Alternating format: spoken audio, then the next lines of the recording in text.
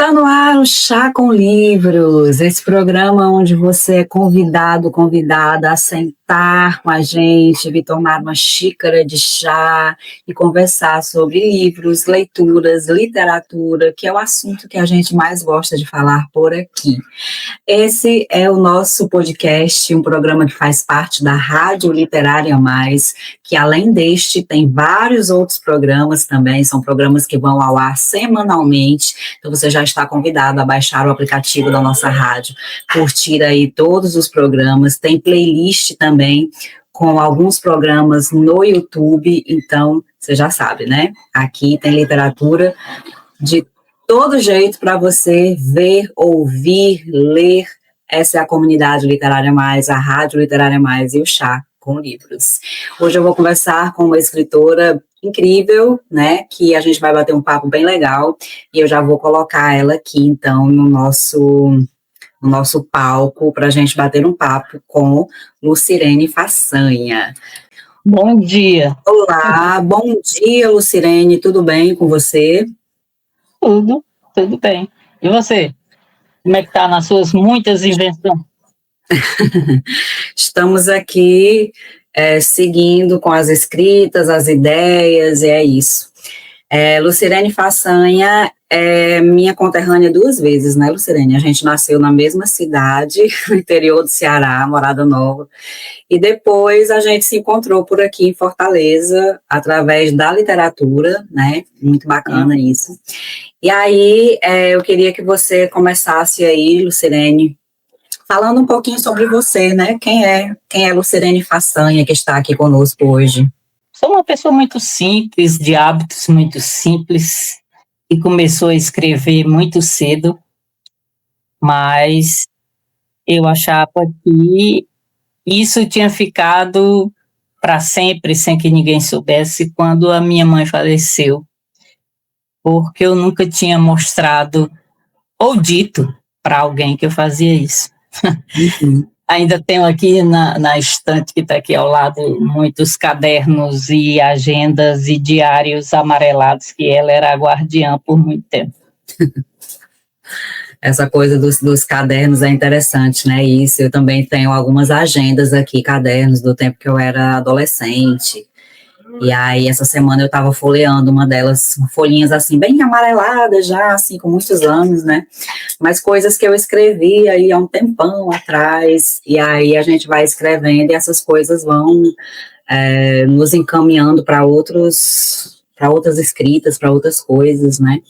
E aí, eu sei que você hoje já tem alguns livros publicados, né, Lucirene? E aí, eu queria que você falasse pra gente, antes de falar dos livros propriamente dito, quando foi, assim, qual foi o momento realmente que você decidiu que iria publicar um livro? Como foi essa história de publicar o seu primeiro livro? Na verdade, eu não decidi isso. Foram os outros que decidiram. Eu comecei a participar de um projeto no SESC que chama Criação Literária, e também tinha leitura dramática, que era para se apresentar nos órgãos, recitando, dizendo isso. E aí, um dia eu levei um caderno com os escritos, e as pessoas começaram a cobrar uma publicação. E saiu o primeiro livro. Primeiro eu publiquei em conjunto com 4 delas, um livro com uma capa muito, muito, muito, muito bonita, e foi feita pelo Cícero Almeida, que é um artista, mas não se autodiz, né, autopublica. Aí a gente tinha muita coisa escrita, né? Porque foi assim, eu não tinha livros em casa, mas eu ia para uma biblioteca do meu tio, e lá eu lia aqueles livros, Guy de Maupassant e muitas princesas, e em casa eu não tinha nem sequer uma boneca bonita. E aí eu trazia para casa aqueles escritos, e como criança eu fazia algumas coisas, mas que assim, quando eu adquiri consciência do que era escrever realmente, eu vi que eu pouco aproveitei daqueles, só assim, os temas, porque eram escritas de criança, né? Uhum. Foi assim, eu lancei primeiro esse livro. Ó, eu tenho ele aqui. Eu tenho ele aqui, ó. Então, né? Pois é. Aí depois esse outro, eles dois estão esgotados, na verdade. Eles são muito diversos, né? Quer dizer, diversos assim. Esse trata de desigualdades e preconceitos e diferenças entre negro, pobre, rico, nessas coisas. E são 33 contos. Esse é um conto só, que é sobre um amor exagerado, um amor quase obsessivo, que se transforma em violência. Não violência de gênero, não a violência que quebra braços e mata, mas a violência psicológica, a violência silenciosa, que às vezes nem é tida como violência. Nem é tida como violência e atrapalha mais ainda do que as outras. Aí hoje eu estou trabalhando essas coletâneas, que eu já participei de muitas, e o meu livro infantil, que é Pedro e a Noite de São João. E Pedro e a Noite de São João, eu sei que você nem perguntou isso, mas assim, Pedro e a Noite de São João é um retrato do que é, na verdade, a ancestralidade, carregar aquele sentimento e aquela coisa que está se diluindo muito no mundo por conta da tecnologia, mas aquelas coisas do sertão que as crianças raramente veem, né? Porque muitas crianças moram no campo e tem muita tecnologia e tem muito celular em todo local. Verdade. Mas é isso, eu comecei assim e, na verdade, eu nem levei aí muito a sério essa história da publicação, nem me dizia escritora, mas aí assim, foram mudando, né? Foram mudando com o tempo, com entrar mesmo nos grupos, né? Essa coisa é muito interessante, né? Porque assim, você vai conhecendo, você publica, por exemplo, uma antologia, aí você conhece ali outros escritores, aí você já entra em algum grupo, e aí de repente aparece um outro projeto, e aí você é chamado, e você vai começando a participar de outras coisas também.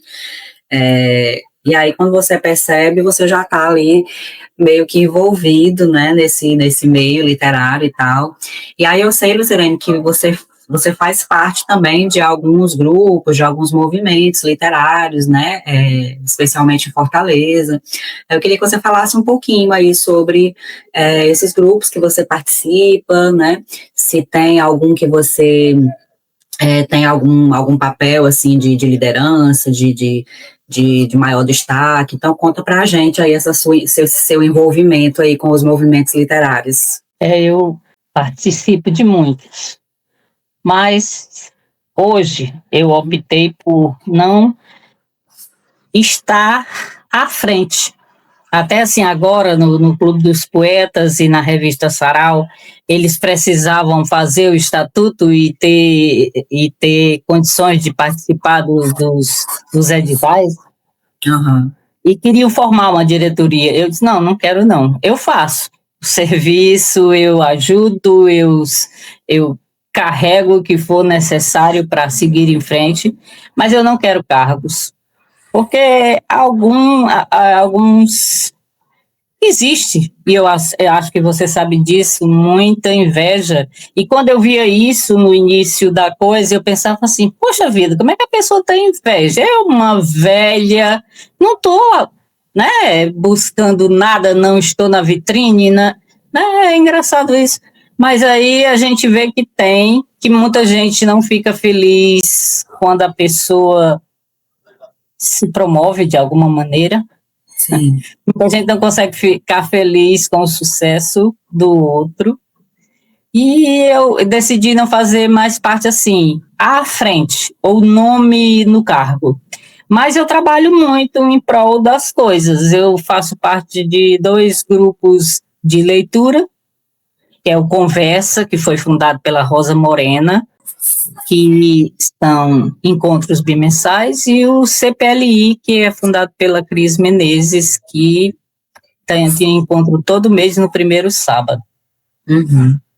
E participo do grupo da revista Sarau, do Clube dos Poetas, que a revista Sarau sai bimensal, e eu tenho uma editorial que é da literatura feminina, e o Clube dos Poetas, eu tenho um jornal que sai todo dia 20, mais ou menos assim, até o dia 20, e eu participo com as minhas poesias, com um trecho de um conto e coisas assim. E também ainda, embora muito menos do que antes, mas do Mulherio das Letras, me afastei um pouco, porque é um trabalho que exige muito tempo, e eu estava meio sem condições, até porque eu ganhei uma neta, e a neta é mais interessante para mim nesse momento do que qualquer outra coisa.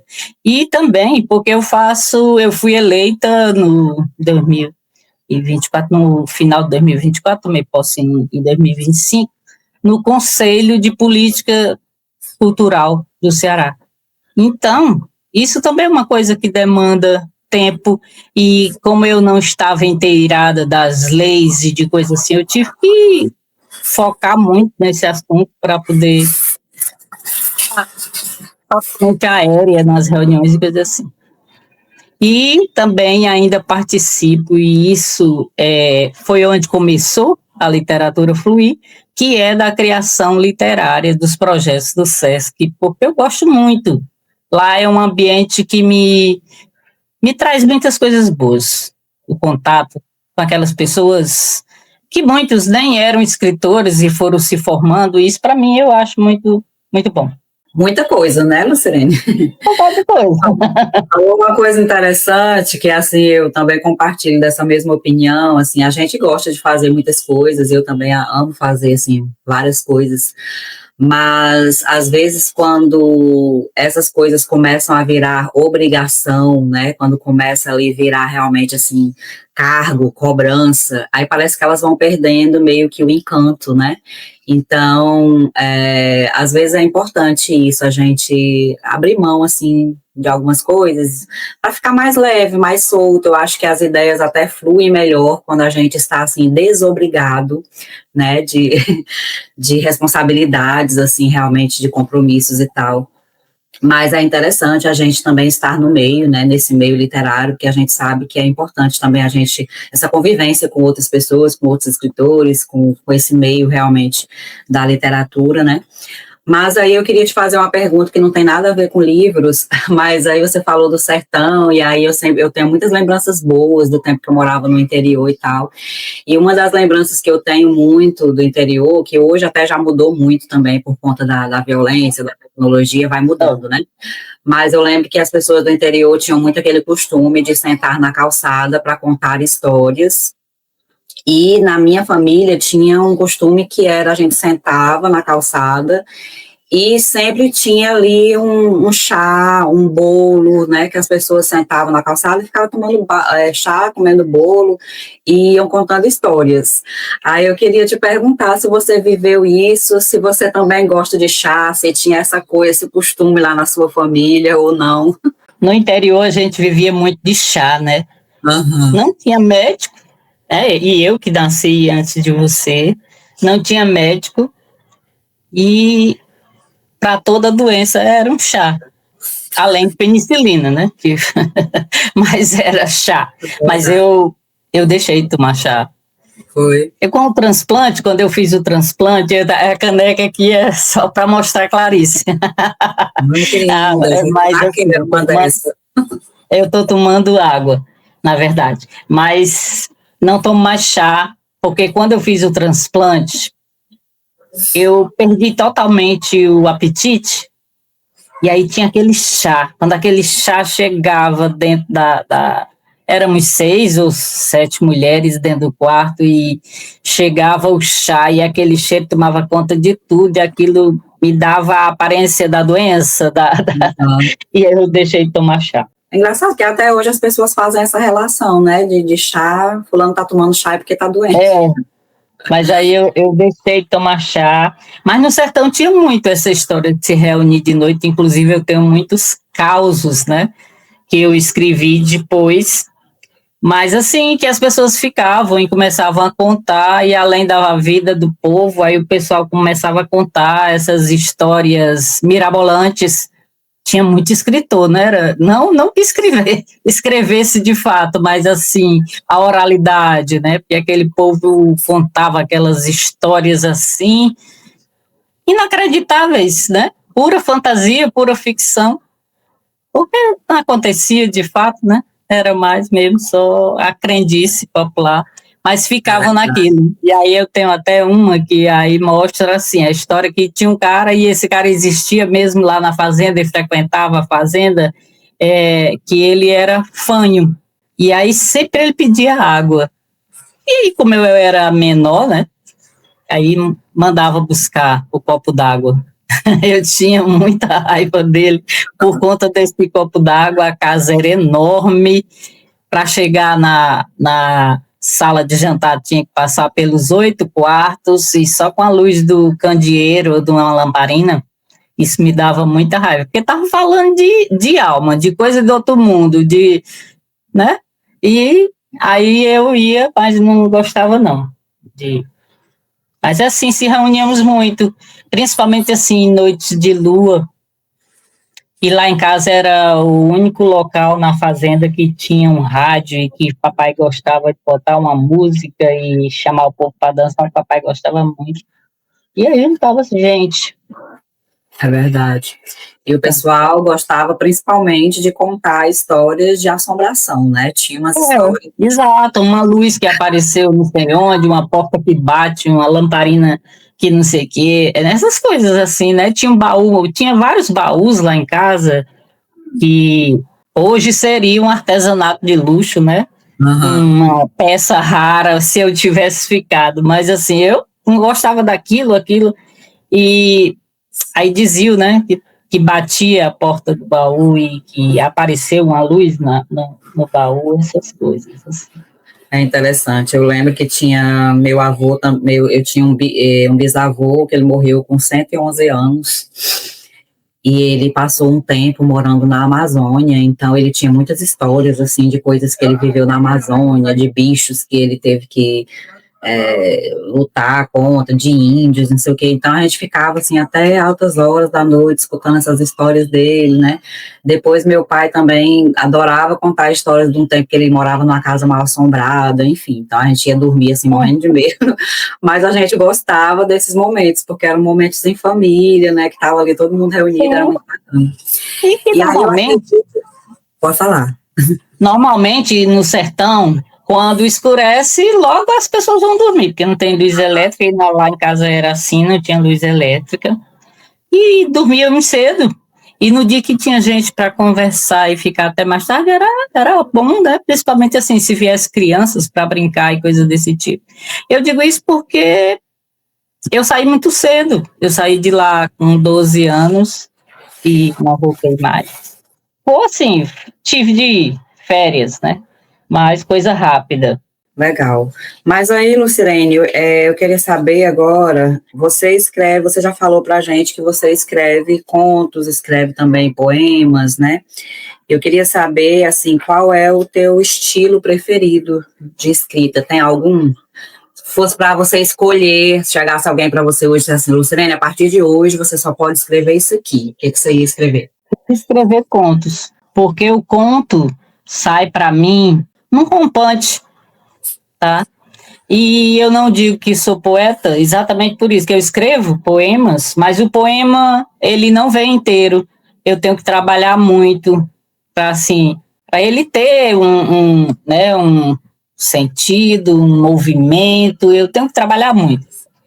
E aí o conto não. O conto, eu já participei de inúmeros cursos e oficinas, e a gente leva o conto, eu acredito que de uma forma legal. Mas, ultimamente, eu recebi um prêmio, que é do do prêmio da ACE, que é Eudismar Mendes, que fizeram em homenagem para ela. E aí eu tinha uma entrevista que o Nonato queria fazer para a revista Sarau, e como a gente tem muita amizade, eu e Eudismar, eu pedi para ela, ela tem um álbum muito assim volumoso de tudo que ela já fez na vida.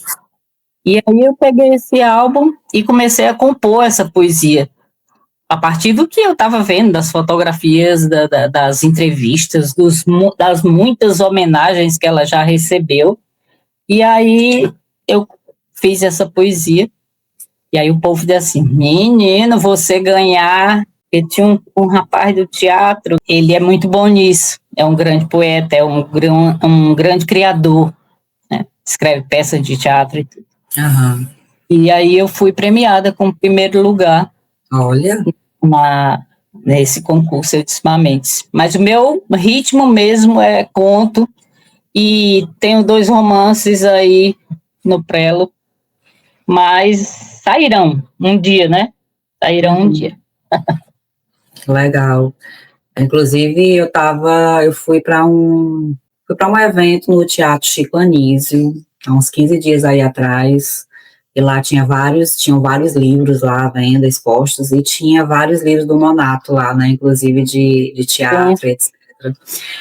Com relação aos contos, né, é interessante isso que você falou, porque assim, eu acho que a gente, todo escritor, acho que experimenta, né, a gente vai experimentando várias coisas, mas sempre, acho que sempre tem aquele estilo, aquele gênero que a gente escreve e diz, não, esse aqui é o que eu gosto de fazer, né, e aí eu acho interessante, porque assim, eu também escrevo poesias, mas eu não me considero poeta de forma alguma, assim, eu não me apresento como poeta em lugar nenhum, assim, não, né, porque a poesia para mim é mais como se fosse sei lá, uma brincadeira, um hobbyzinho, um desabafozinho, alguma coisa, mas eu, assim, não consigo dizer para ninguém que sou poeta, né, embora tenha muitas poesias escritas. E comecei também escrevendo contos, etc. Hoje, assim, eu gosto muito de escrever os romances, né, eu gosto de escrever narrativas longas, mas eu queria que você falasse, Lucirene, esse livro seu, que é O Homem na Janela, eu li esse livro, né, são contos curtinhos, assim, e são contos que eles são curtos na escrita, mas o peito deles são muito grandes, né? Você termina de ler os contos e você fica meio que assim, pensando, refletindo. Acho que a história ela fica reverberando após a leitura, né? E aí eu queria saber algumas curiosidades, assim, sobre esse livro, né, assim, se foi demorado escrever esse livro, como foi esse processo de escrita desse livro, se você já tinha esses contos todos prontos, ou se você foi escrevendo ao longo dos anos. Então fala aí pra gente um pouquinho sobre O Homem na Janela, que foi uma leitura muito bacana, assim, que eu tive. Esses contos foram surgindo durante a vida, e o editor leu alguns e ficou insistindo para produzir, né, o livro. E quando a gente levou 43, acho que foram 43 contos, mas a gente optou por 33 porque era um número cabalístico, né? Uhum. Um número legal. E aí foram 33 contos. Ele, na verdade, ele deu muitos palpites, inclusive um que fala da senhora na feira que sente dores nas costas por estar fazendo fuxico, e ele não sabia o que era fuxico, aí ele queria modificar. Eu disse, não tem nada de modificação não, porque fuxico é um artesanato, e aí como eu uso sempre os artesanatos para, assim, digamos que eu esteja cansada de uma leitura ou de uma escrita, ou então a ideia está meio travada, aí eu vou fazer as costuras, os bordados, as coisas, e fuxico é uma das coisas que eu uso nos meus artesanatos. Uhum. E assim, aí os contos, sempre eles têm uma forma de refletir sobre alguma coisa, porque são aquelas desigualdades, aqueles preconceitos, aquelas coisas que eu vi na minha vida de pobre estudando em escola pública. Não tem nenhum, não, tem um aí que foi escrito posterior, né, que foi depois que eu perdi meu pai. Mas todos os outros foram escritos antes. E aí eles têm um quê, né, um pé na desigualdade, na diferença, no modo de trato de gente pobre para gente que tem alguma condição, porque até na escola pública tem isso também. E branco, preto, né, essa coisa. Mas ele teve muita vontade de modificar alguns e eu, né, segurei as pontas. E aí o livro tem essa capa maravilhosa da Raíssa Cristina. Ele leu o primeiro conto do livro, que nasceu na criação literária, inclusive, esse primeiro conto, que foi uma ideia, porque lá, assim, eles não dizem como escrever, eles dão a ideia, lançam um desafio e você escreve. Uhum. E aí ele nasceu lá, e ele recebeu o destaque no Ideal Clube, e aí ele abre, né, o livro. Sim, e sem falar que o livro, além dos contos serem muito bons, o livro ele é muito bonito, né? Tem a capa que você falou, Essa capa é bem, bem bonita mesmo. Eu nem né? concordava, engraçado, eu nem concordava de início, porque eu adoro muito o Sival Einstein, que são as ilustrações que tem no miolo do livro, e eu queria a capa dele. Aí o editor disse assim, não, esse conto tá muito sugestivo, vamos falar com a Raíssa. Aí ele falou com a Raíssa, e a Raíssa produziu isso aí, eu fiquei maravilhada com a capacidade dela de reproduzir o conto. Sim. E aí... É uma capa bem minimalista, mas é uma capa que chama atenção, né? E aí a estética do livro também é muito bonita, né? O livro começa com essas folhas vermelhas, um charme, assim, total. E traz também essa coisa, né, assim, do vermelho, para mim, trouxe essa sensação, assim, de sangue, de alguma coisa. Eu vejo como luta, né? Força, né? Vejo assim. E aí, eu escolhi o vermelho, na verdade, sugeriu outra cor, mas eu escolhi o vermelho, porque assim, é o que representa, né? Você recomeçar, você redimensionar aquele caminho o vermelho. E o livro demorou muito a sair, porque veio a pandemia, mas saiu muito bom. Então, eu também gostei muito aqui no livro das ilustrações, né? Eu sou apaixonada por desenho, assim, eu sou igual criança. Eu gosto de quando eu abro um livro que tem imagens, meus olhos brilham.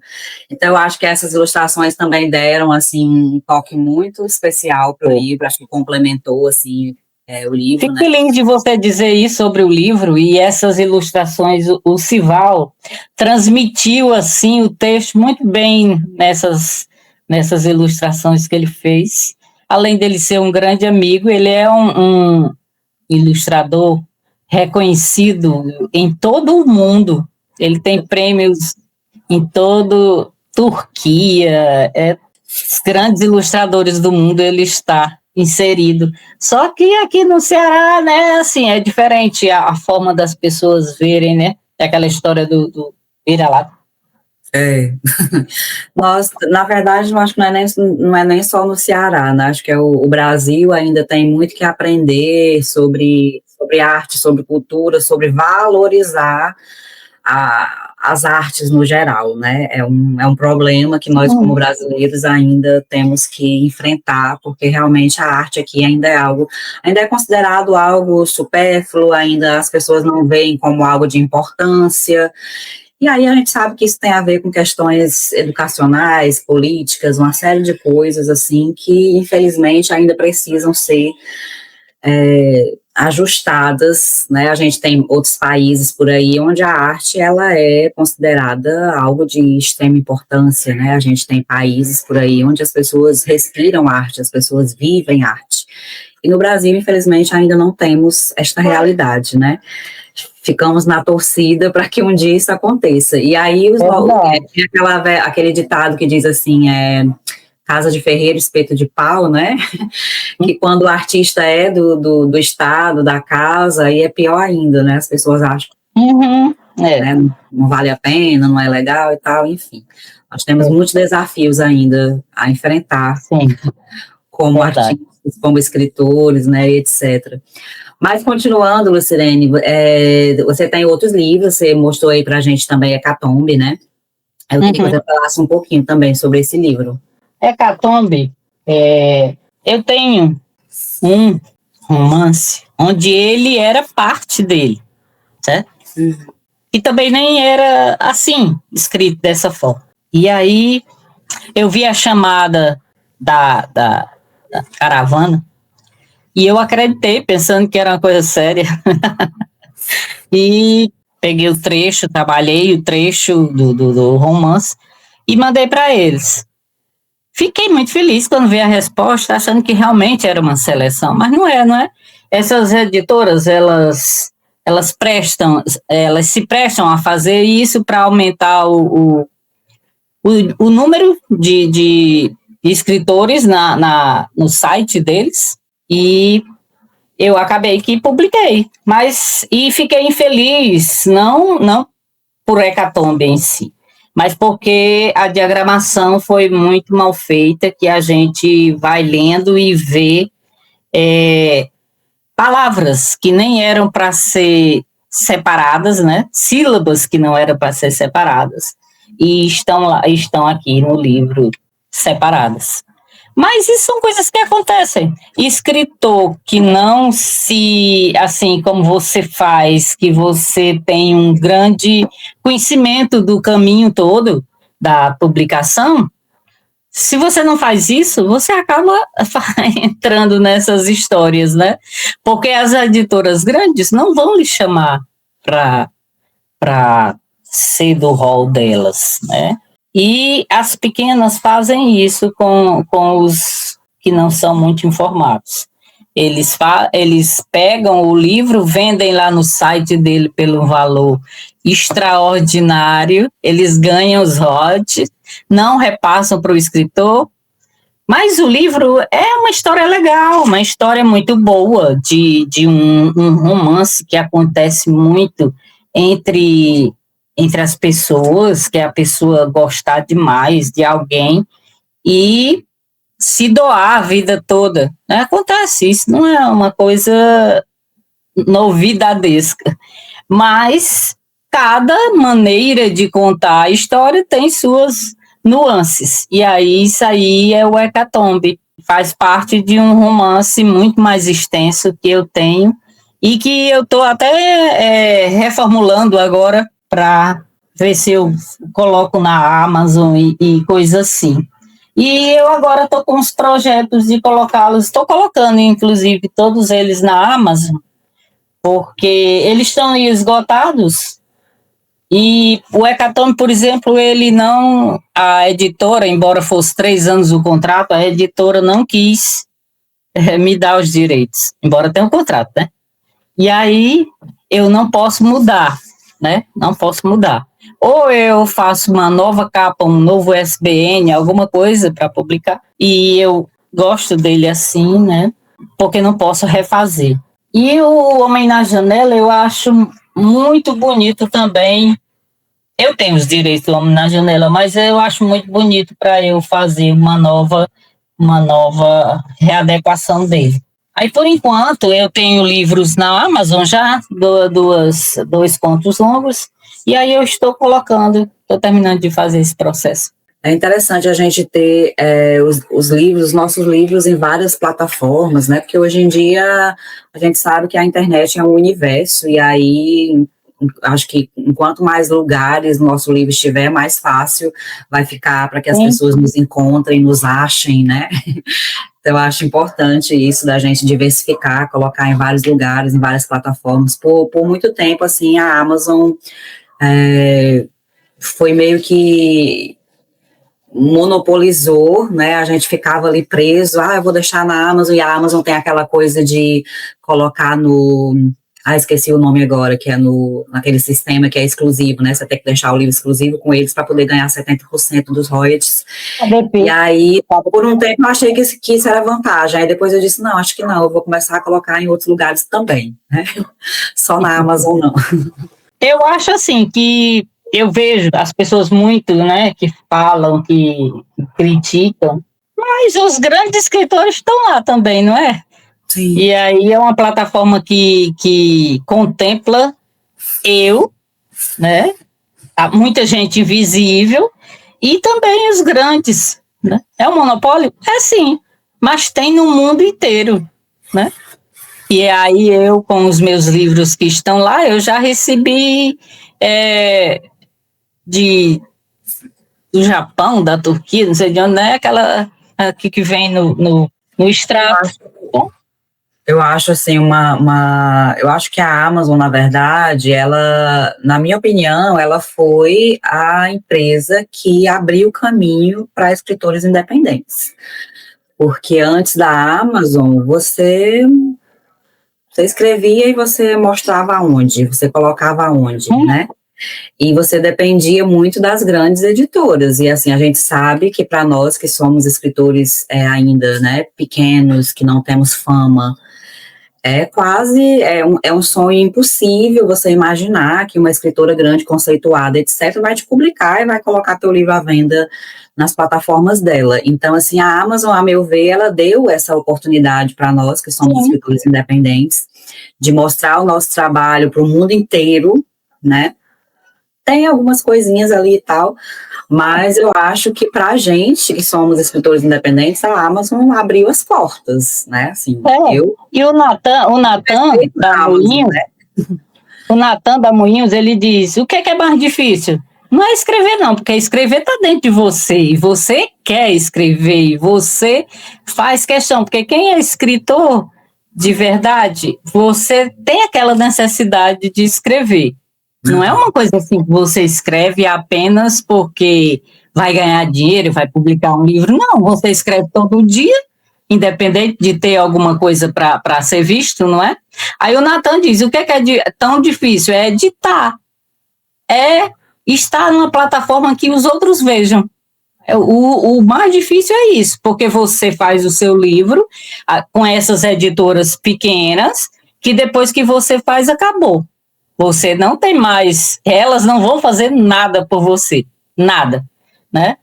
E aí você, na Amazon, ao menos ele está ali, visível ou não, vai depender muito da sinopse que você crie, do tema de interesse, né? Eu sempre falo isso, né, para os escritores, assim, escrever é a parte mais fácil, né? E hoje em dia, publicar também já está assim, né, mais ou menos fácil, eu não diria fácil, eu diria simples, já simplificou também esse processo. Mas o difícil realmente é você divulgar esse livro, fazer com que a pessoa encontre esse livro e queira ler esse livro. Então tem todo um processo, né, desde a escrita, publicação, divulgação, venda desse livro. E eu acredito que a Amazon, ela é sim uma plataforma que é democrática, né? Como você falou, tem lá os grandes e tem os pequenos também. Então todo mundo tem espaço ali para se mostrar, e aí é claro que vai depender da estratégia de cada um para se fazer ser visto, né? Mas, Lucirene, eu queria que você falasse agora, assim, quais são os teus planos ou projetos aí futuros? Tem algum projeto futuro que você está trabalhando? Tem alguma coisa que você ainda queira muito realizar como escritora, né? Então, eu queria saber disso agora. Não, eu não faço programação para amanhã, digamos assim, né? Não faço, mas que eu estou produzindo e trabalhando em projetos, estou. Mas eu aprendi que eu só devo divulgar depois que estiver pronto. Eu estou fazendo esse, que é repondo todos esses livros na Amazon, colocando lá, para ter uma outra plataforma que não seja eu mesma e o direct, né? E as feiras que por acaso a gente vai, coisa desse tipo. E estou num projeto. Inclusive, esse mês de janeiro eu trabalhei assim loucamente para ver se concluía, porque a minha meta era novembro, mas você sabe que em dezembro a gente não faz nada. E acabou que não concluí. Até porque a minha família fica em primeiro lugar sempre. E isso toma meu tempo, né? Às vezes não é que tome, porque é uma coisa que me compensa, né? A minha neta é uma alegria, um amor renascido, porque você tem os filhos e os filhos crescem e vivem sua vida, e um neto é o renascimento desse amor a quem você se doou a vida toda. Verdade. E aí eu queria saber, Lucilene, se você tem algum escritor ou escritora que você admira muito, que você de repente se inspira, ou que você de repente gostaria assim de dizer, nossa, eu gostaria de escrever como essa pessoa. Engraçado nessa coisa, que a gente às vezes quer muito escrever, né? Quem não queria escrever feito Clarice ou Drummond? Mas aí eu ouvi uma entrevista inclusive gostei muito do livro dela, da Sheilis Manioto, que ganhou o Sesc, ficou na finalista Jabuti, São Paulo, e não sei o que, um monte de coisa só com o primeiro livro. Que antes ela tinha feito um caderno de poesias, mas não entrou na mídia, né? Essa história da mídia, você sabe, você convive, é uma coisa muito complicada. Mas eu não tenho, assim, nem sonho. Não, eu vou vivendo o momento, porque quando eu comecei a ter problemas de renal, eu pensava que eu não ia até os 50. Eu já vou fazer 70, então estou com um ganho enorme de tempo e vou vivendo o momento, vou vivendo cada dia. E sou feliz com as coisas que eu produzo. Claro, você bem que queria ser um grande. Agora, gosto muito de Drummond, amo Clarice e gosto muito de quem faz essas novidades agora no contemporâneos, que, por exemplo, o livro do Maílson, que para mim, é uma poesia da cidade toda, e não é poesia, né? E Aline Bay também, aquele livro me conquistou para sempre. E tem alguns livros que estão naquelas relações do publishing, até da Amazon também, durante meses, mas eu não gosto. E eu gosto de coisas novas, de coisas que incitam você a querer fazer melhor. E aí eu citei a Sheila porque ela diz na entrevista que ela é apaixonada por Garcia Marques. Ela diz assim, eu queria escrever daquele jeito, mas por mais que ela ame, ela não consigo fazer tal qual ele, né? Porque eu corro o risco de ser confundida com uma pessoa que está querendo copiar, né? Assim, não sou tão boa para querer escrever igual a ele e não parecer uma cópia. Aí ela diz isso e eu fiquei muito feliz, porque assim, adoro Drummond e Clarice, e também Gabriel Garcia Marques, também é o meu preferido no exterior. Mas escrever como eles não é uma coisa tão fácil. Olha aí, temos isso em comum também, porque assim, Drummond para mim é a perfeição, Clarice nem se fala. São dois escritores que eu amo, assim, de paixão. E tudo assim que eu leio deles eu acho incrível, mas eu acho que é exatamente isso que você falou, né? Eu acho que cada escritor tem o seu estilo, cada escritor tem a sua escrita, e isso é muito pessoal, né? Assim, por mais que a gente admire, por mais que a gente... Mas o meu jeito de escrever será o meu, o da Lucilene será o da Lucilene, eu acho que é por aí, né? Eu acho que cada pessoa tem o seu cantinho ali de escrita que é só seu mesmo, né? A gente acaba deixando um pouquinho da gente em cada coisa que a gente faz. Por mais que a gente não esteja falando sobre nós. Mas a gente deixa, né? Sim, com certeza. E aí, Lucilene, eu sei que você também, além de escritora, você é um artista, você é artesã, você faz um monte de outras coisas, né? Fala aí pra gente o que você faz além da escrita, quais são aí as outras artes que você faz.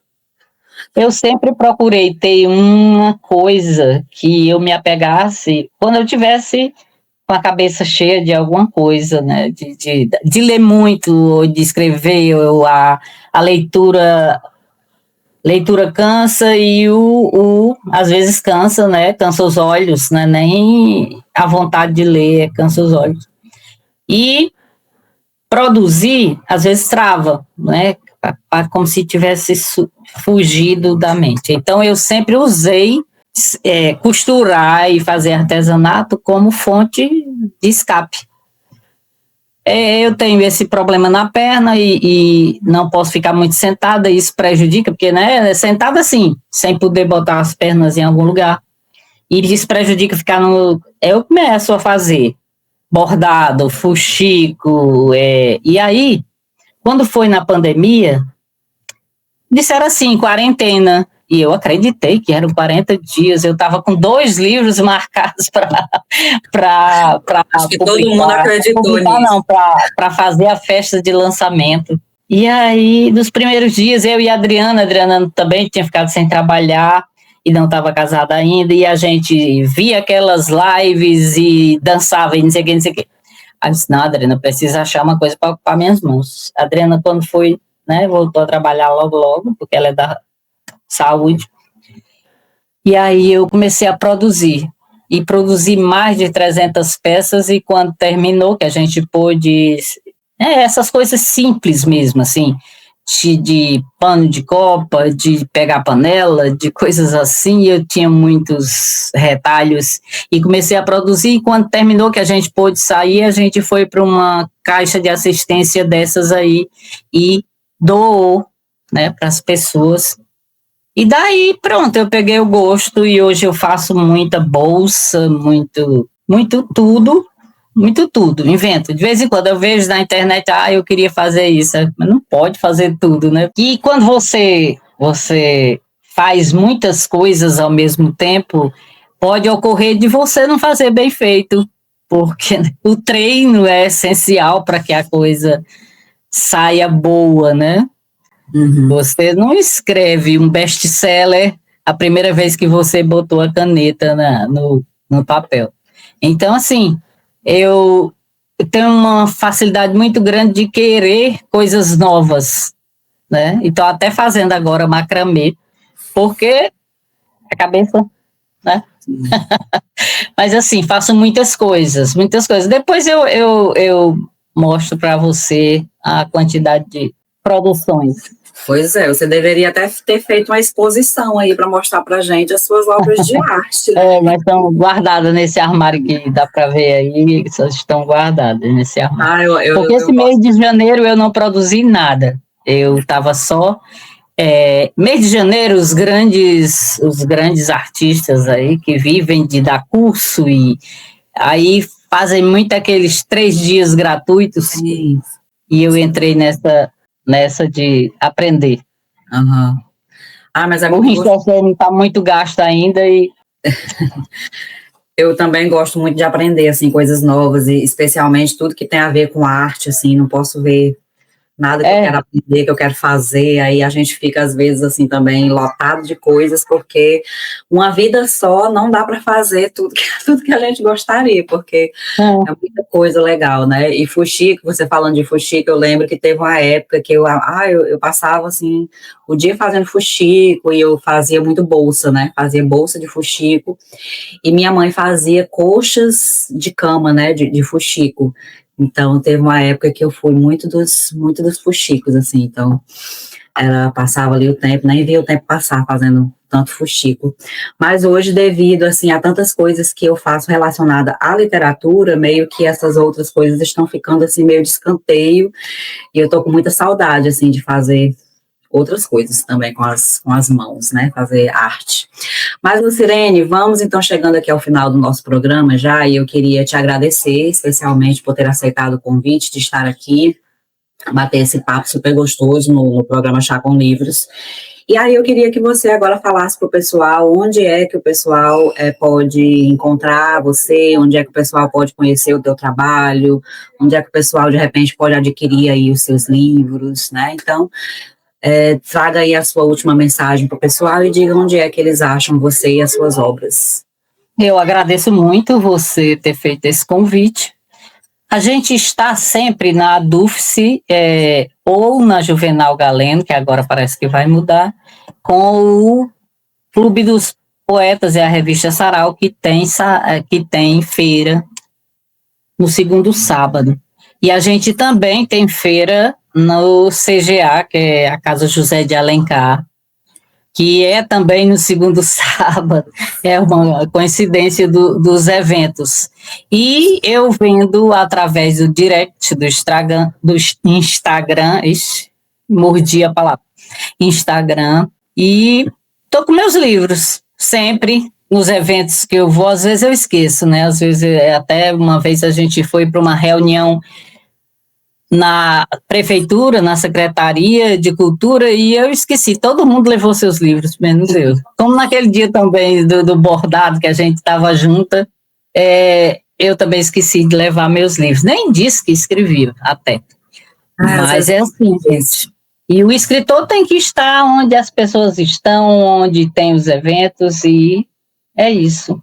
Então, esses eventos que a Lucirene citou, eles acontecem aqui em Fortaleza, né, no Ceará, mas se você não é aqui do Ceará, está ouvindo esse programa de outro lugar, você pode entrar em contato com a Lucirene pelo Instagram. Qual é o seu Instagram, Lucirene?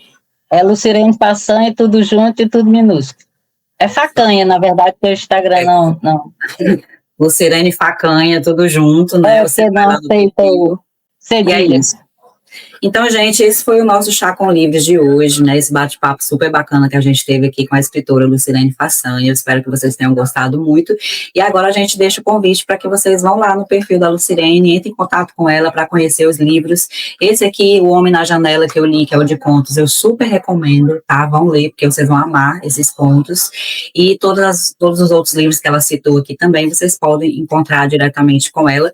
E se você é de Fortaleza, segue aí os eventos literários daqui, que com certeza você vai encontrar a Lucirene Façanha em algum deles, tá bom? Muito então é isso. A gente se vê no próximo Chá com Livros.